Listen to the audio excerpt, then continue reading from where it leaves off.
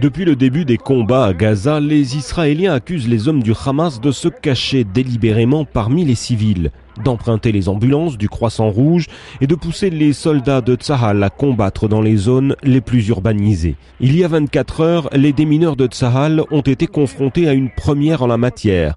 Une unité a découvert cette école, attenant à un zoo, dans le quartier de Zeytoun, dans la périphérie de Gazaville. Sous cette table en bois, un détonateur relié à de nombreux pains de plastique disséminés autour du bâtiment principal. L'objectif des hommes du Hamas était clair, attirer les militaires israéliens dans un piège et faire exploser toute la structure. À la guerre comme à la guerre, sauf que cette fois cet établissement scolaire se serait complètement effondré. Une école détruite, un zoo dont les animaux périssent sous le feu, c'est bien les symboles recherchés par les islamistes qui veulent prouver au monde que les Israéliens ne respectent décidément rien.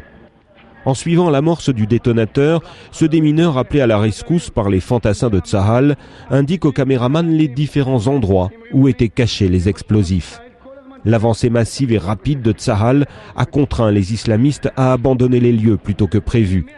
Les murs de cette école resteront donc debout, les animaux dans leurs cages et les techniques employées par le Hamas à Gaza, mises à nu.